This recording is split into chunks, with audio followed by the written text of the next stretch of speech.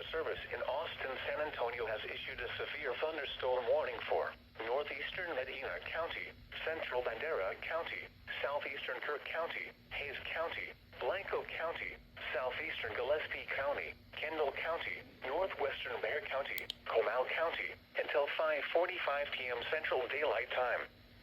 At 5:14 p.m. Central Daylight Time, severe thunderstorms were located along a line extending from near Big Cave to Pipe Creek, moving east at 50 miles per hour. Hazard, 60 miles per hour wind gusts and quarter-size hail. Source, radar indicated.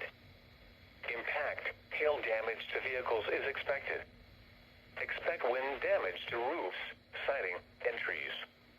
Locations impacted include San Antonio, New Braunfels, San Marcos, Medina, Schertz, Kyle, Buda, Bernie, Selma, Dripping Springs, Wimberley, Comfort, Blanco, Bandera, Canyon Lake Dam, Canyon Lake, Helotes, Fair Oaks Ranch, Bulverde, and Garden Ridge.